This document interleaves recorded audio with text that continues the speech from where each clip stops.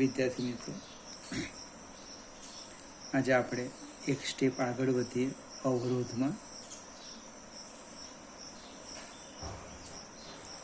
અવરોધનું શ્રેણી સમાંતર જોડાણ.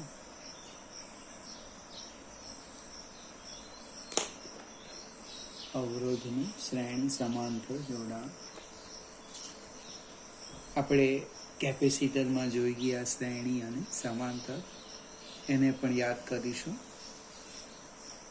પહેલાં તો અવરોધની સંજ્ઞા, કેટલાક મિત્રોને સંજ્ઞા પણ ખબર નહીં હોય એટલે નોંધ કરીને લખીએ. પહેલાં અવરોધની સંજ્ઞા આ રીતે આમ. કેટલાકને એવું થશે કે મને આવડતી હતી, બરાબર છે, ઘણા બધાને આવડે, પણ કોઈ વિદ્યાર્થી ભૂલી પણ જાય. બીજું, એની ઉપર જે આ સંજ્ઞા છે ઉપર લખી દેવાનો અવરોધ આ. કેટલાક મિત્રો તો હજુ પણ એક સ્ટેપ આગળ જાય. પ્રવાહ આમ બતાવેલો હોય તો પ્રવાહ વધુ ઉર્જાથી ઓછી ઉર્જા તરફ, એટલે આને પ્લસ લખે અને માઇનસ લખે. લખવું કે નુકસાન નથી, આ ચેપ્ટરમાં કામ લાગશે. પ્લસથી માઇનસ. હવે આપણે શ્રેણી જોડાણ જોઈએ.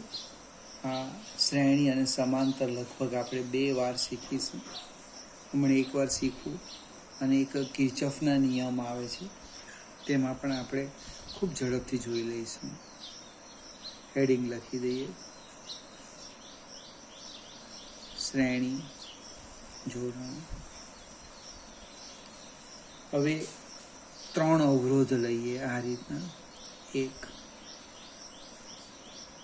2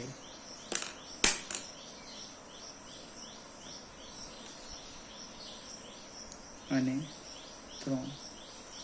આને હું R1 કેમ, R2 કેમ, R3 કેમ, એને બાહ્ય ઉદ્ગમ સ્થાન સાથે જોડી દઈએ આ રીતે. આ છે V વોલ્ટ. હવે જે પ્રવાહ છે એ હંમેશા ધન ધ્રુવમાંથી બહાર નીકળે. આમ તમે આકૃતિમાં જો, પ્રવાહ મીન્સ પાણી લઈ લઈએ આપણે. એ પાણી એમથી આઈ નીકળ્યું, આમાં આ જાય. એની પાસે પસાર થવા માટે એક જ માર્ગ છે, એક જ માર્ગ. એટલે જેટલું પાણી, જેટલો પ્રવાહ R1 માંથી પસાર થાય એટલો જ R2 માંથી પસાર થાય, એટલો જ R3 માંથી પસાર થાય. એટલે અહીંયા પણ પ્રવાહ કેટલો આવવાનો? આય આવવાનો. દરેક અવરોધમાંથી પ્રવાહ કેવો પસાર થાય? સમાન થાય. હવે આપણી પાસે ઓહમનો નિયમ છે. રફ કામ કરીએ સાઈડ પર. V બરાબર IR, V બરાબર IR. હવે I સમાન છે, I સમાન છે. R અલગ અલગ હોય તો V પણ બદલાઈ જવાનું. એટલે આપણે અહીંયા પોટેન્શિયલ ડિફરન્સ લખીએ. R1 ના 2 છેડા વચ્ચે V1, R2 ના 2 છેડા વચ્ચે V2 અને V3. સ્થિતિમાન ઉર્જા જે કે. ચલો શરૂઆત કરીએ. પહેલા એક સરળ વ્યાખ્યા લખી દઈએ. આકૃતિમાં દર્શાવ્યા પ્રમાણે 2 કે 2 કરતા વધારે અવરોધોને જોડવામાં આવે તો બનતા જોડાણને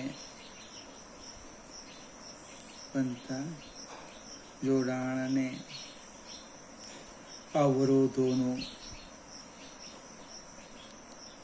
શ્રેણી જોડાણ કહે છે. એક વ્યાખ્યા લખી દીધી. આકૃતિમાં દર્શાવ્યા પ્રમાણે બે કે બે કરતાં વધારે અવરોધોને જોડવામાં આવે તો બનતા જોડાણને અવરોધોનું શ્રેણી જોડાણ કહે છે. શ્રેણી જોડાણમાં દરેક અવરોધમાંથી પસાર થતો પ્રવાહ અહીં એટલે કે શ્રેણી જોડાણમાં દરેક અવરોધમાંથી પસાર થતો પ્રવાહ સમાન. આ મેઇન પોઈન્ટ છે આપણો. દરેક અવરોધમાંથી પસાર થતો પ્રવાહ સમાન અને અવરોધના બે છેડા વચ્ચે પોટેન્શિયલ ડિફરન્સ એટલે કે વિદ્યુત સ્થિતિમાનનો તફાવત અલગ હોય છે. ફરીથી, બે કે બે કરતાં વધારે અવરોધોને આકૃતિમાં દર્શાવ્યા પ્રમાણે જોડવામાં આવે તો બનતા જોડાણને અવરોધોનું શ્રેણી જોડાણ કહે છે. બીજો મુદ્દો લખો. શ્રેણી જોડાણમાં દરેક અવરોધના શ્રેણી જોડાણમાં દરેક અવરોધમાંથી પસાર થતો પ્રવાહ સમાન એટલે I સમાન અને અવરોધના બે છેડા વચ્ચે વિદ્યુત સ્થિતિમાનનો તફાવત અલગ અલગ, પોટેન્શિયલ ડિફરન્સ જુદો જુદો. આકૃતિમાં, હવે આકૃતિનું વર્ણન કરીએ. આકૃતિમાં 3 અવરોધ R1, R2 અને R3 નું શ્રેણી જોડાણ દર્શાવ્યું છે.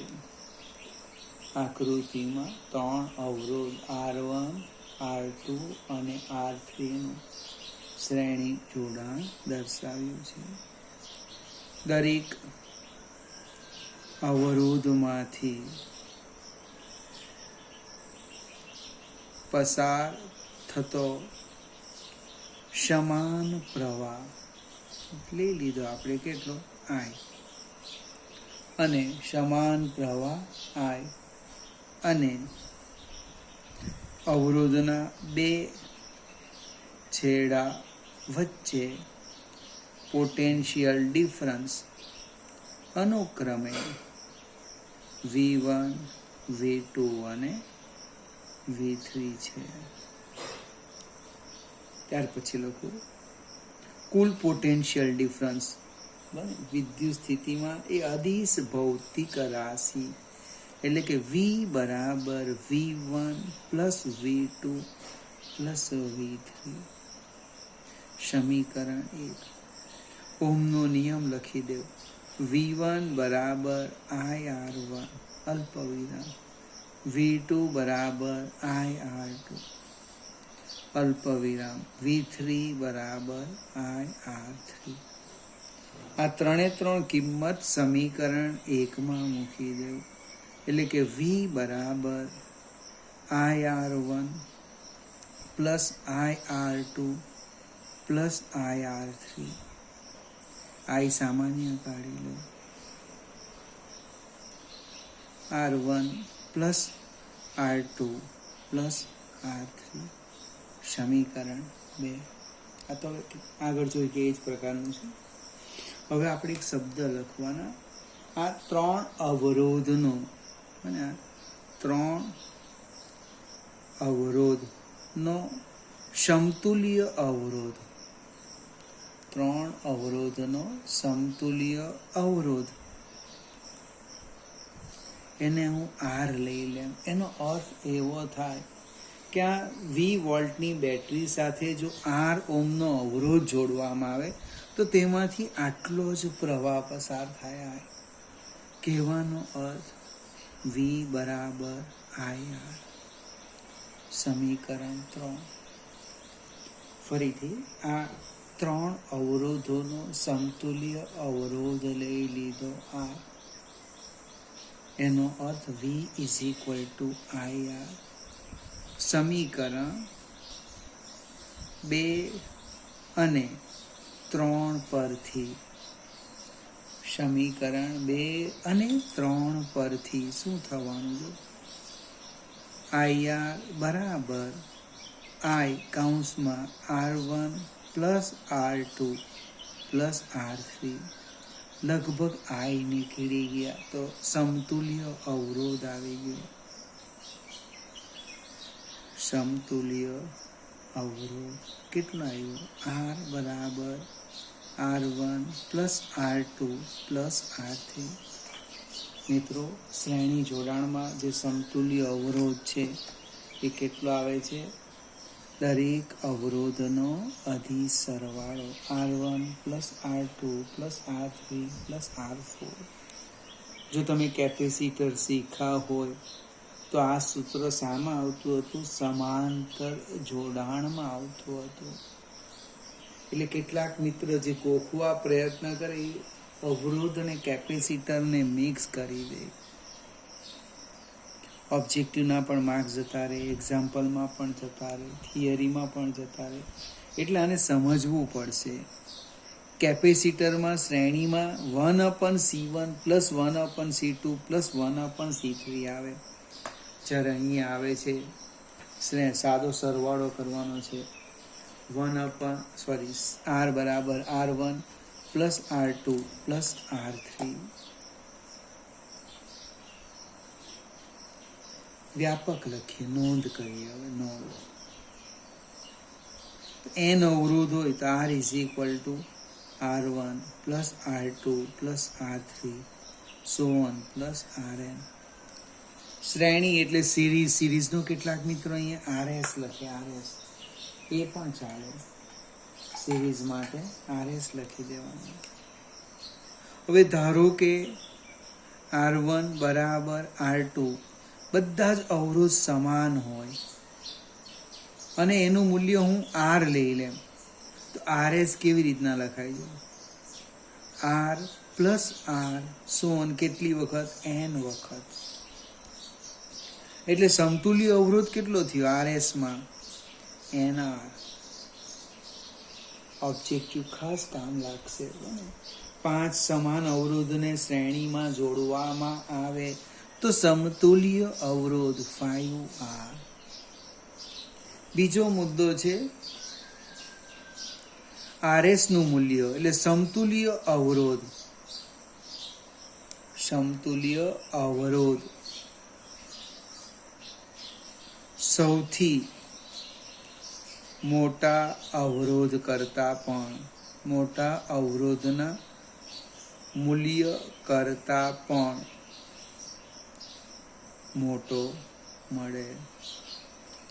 કોઈકને વિચાર આવે વાક્ય મને કંઈક બહુ મગજમાં બેસતું નથી તો આપણે 3 અવરોધ લઈએ.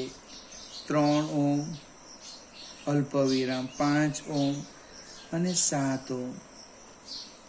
તો સમતુલ્ય અવરોધ હું શોધું RS એ આમ થવાનું 3 વત્તા 5 વત્તા 7 એટલે 15 ઓહ્મ. સૌથી મોટો અવરોધ કયો હતો? 7 ઓહ્મ. એના કરતા પણ સમતુલ્ય અવરોધનું મૂલ્ય મોટું આવે છે. કહેવાનો અર્થ એવો થાય કે જો તમારે કોઈ ઘટકનો અવરોધ વધારવો હોય તો તેની સાથે બીજા અવરોધને સામા જોડવાનું? શ્રેણીમાં જોડો તો વધારી શકો. ચલો ફરીથી આ જ થિયરી જોઈએ. માત્ર હેડિંગ બદલી કાઢીએ. સમાંતર જોડાણ.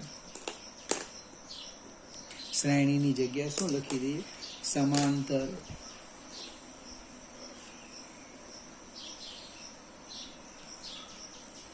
અવરોધોનું સમાંતર જોડાણ.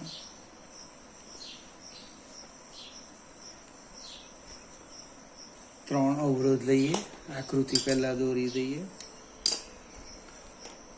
આ રીતે આ બીજો અવરોધ લેવું, ત્રીજો અવરોધ, પછી ત્રણે ત્રણ અવરોધના એક બાજુના છેડા કોઈ એક સામાન્ય બિંદુ પાસે આમ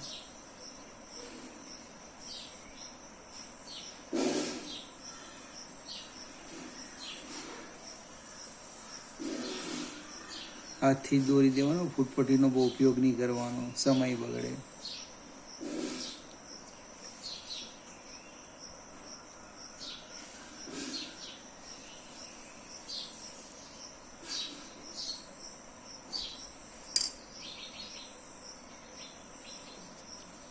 આ રીતના ફિગર. આને હું R1 કેમ, R2 કેમ, R3 કેમ.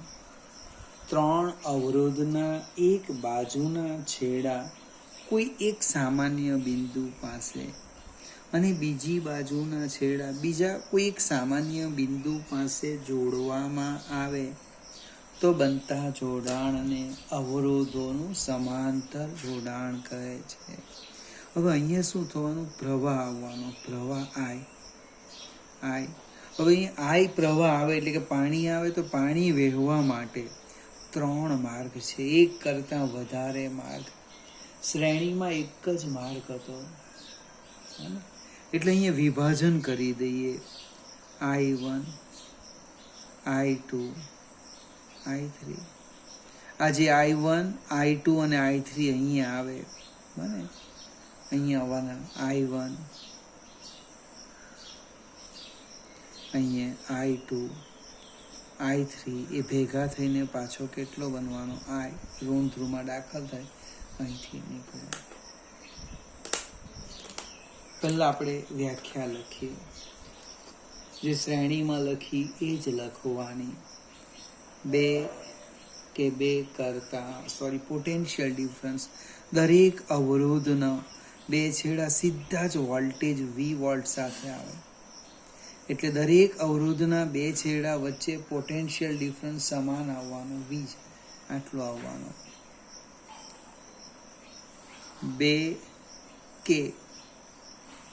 બે કરતા વધારે અવરોધોને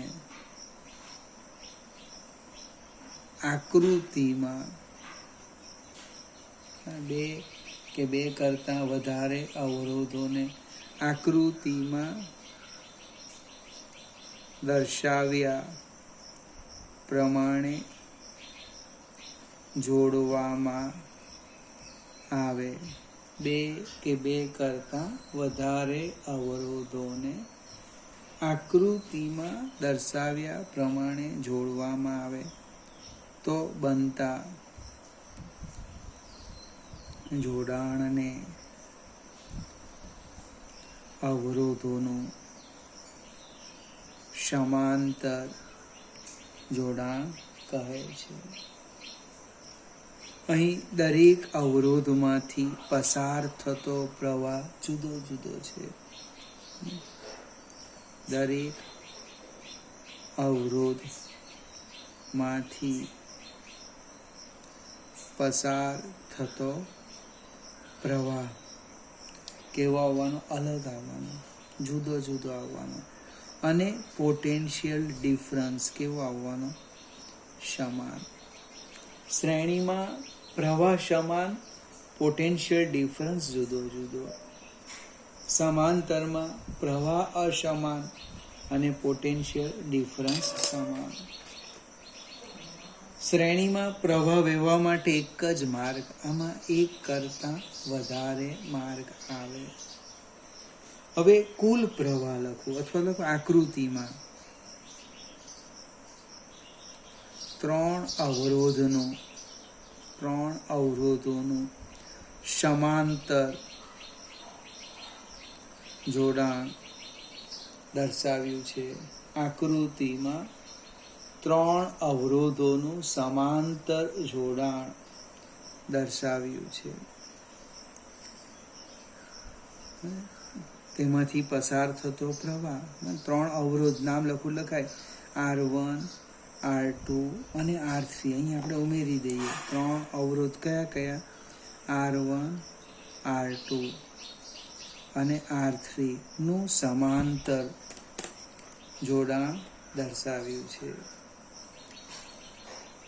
3 અવરોધમાંથી પસાર થતો પ્રવાહ અનુક્રમે I1, I2 અને I3 તથા સમાન પોટેન્શિયલ ડિફરન્સ કેટલો, V વોલ્ટ.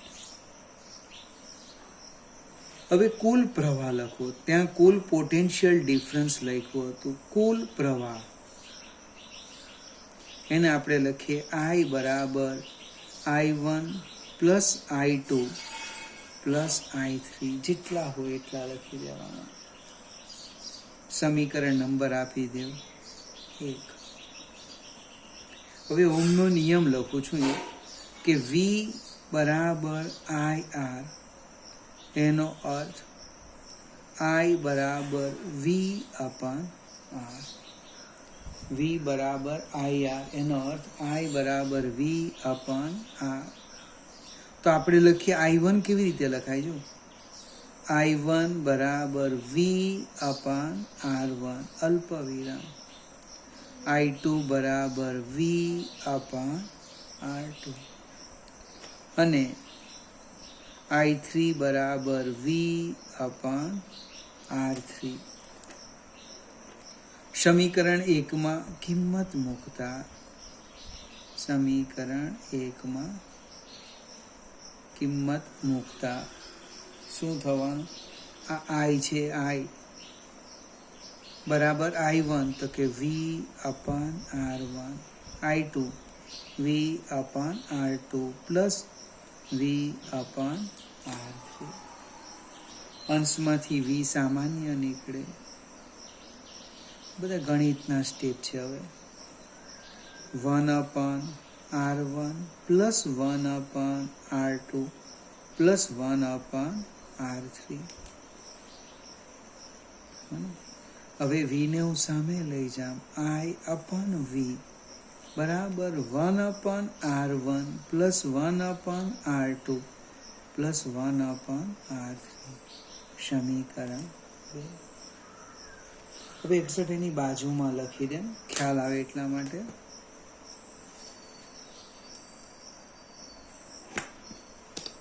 આ જે 3 અવરોધ છે એ 3 અવરોધોનું સમતુલ્ય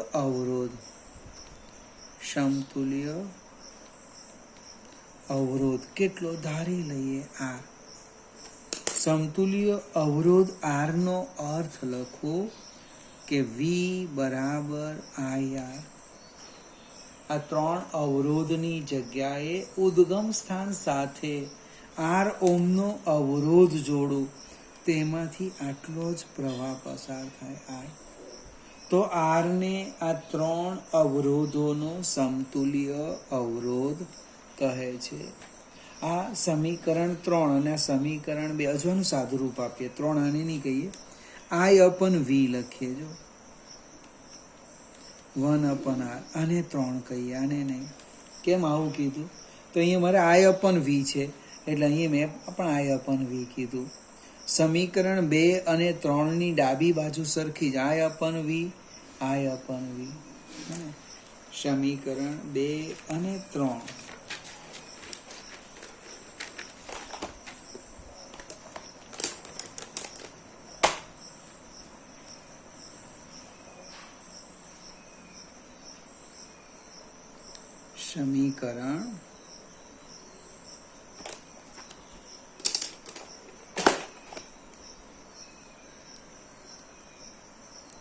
સમીકરણ 2 અને 3 પરથી શું લખાય છે, 1 અપન R બરાબર 1 અપન R1 plus 1 અપન R2 plus 1 અપન R3. આને બોક્સમાં મૂકી દેવું. તમને જેટલું યાદ આવે એટલું પ્રયત્ન કરો. કેપેસિટરમાં આ સૂત્ર શ્રેણીમાં આવેલું, અહીંયા સમાંતરમાં આવે. દરેક અવરોધના વ્યસ્તનો સરવાળો ને અને ઉલટાવો નો વ્યસ્ત એ સમતુલ્ય અવરોધ થાય. શ્રેણીમાં સાદો સરવાળો R1 plus R2 plus R3 આમ કરીએ, આની અંદર આ રીતે લખાય. આગળ જઈએ, નોંધ કરીએ. જેટલા મુદ્દા શ્રેણીમાં લખ્યા એટલા સમાંતરમાં લખીએ. નોંધ, મારી પાસે n અવરોધ છે, n અવરોધ. પેરેલલનો P લખવાનો એટલે RP 1/R1 પ્લસ 1/R2 આ રીતના થશે. n વખત 1/Rn.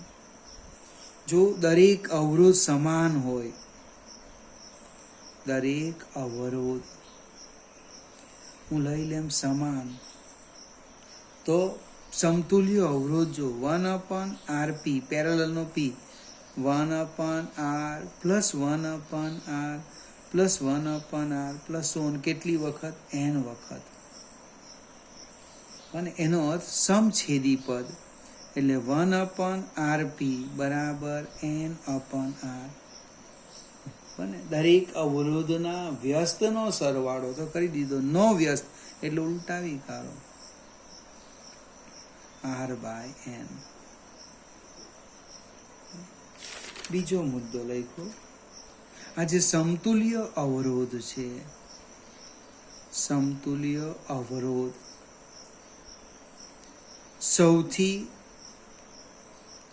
નાના અવરોધ કરતા, સૌથી નાના અવરોધ કરતા, સમતુલ્ય અવરોધ સૌથી નાના અવરોધ કરતા પણ કેવો મળે? નાનો મળે. ફરીથી એકને એક વાત સમજાવો. શ્રેણીમાં સૌથી મોટા અવરોધ કરતા પણ મોટો મળે, અને અહીંયા સમાંતરમાં સૌથી નાના અવરોધ કરતા પણ કેવો મળે? નાનો મળે છે. એટલે જો તમારે અવરોધ ઘટાડવું હોય તો તે ઘટક સાથે એક નાનો અવરોધ જોડવો પડે. તમને જેટલો નાનો જોઈએ ને એટલા મૂલ્યનો અવરોધ એની સાથે સમાંતરમાં જોડો તો સમતુલ્ય એના કરતા પણ નાનો થઈ જાય. હવે તમારે બે કામ કરવાનું. નોંધમાં તફાવત લખવાનું, શ્રેણી જોડાણ અને સમાંતર જોડાણ.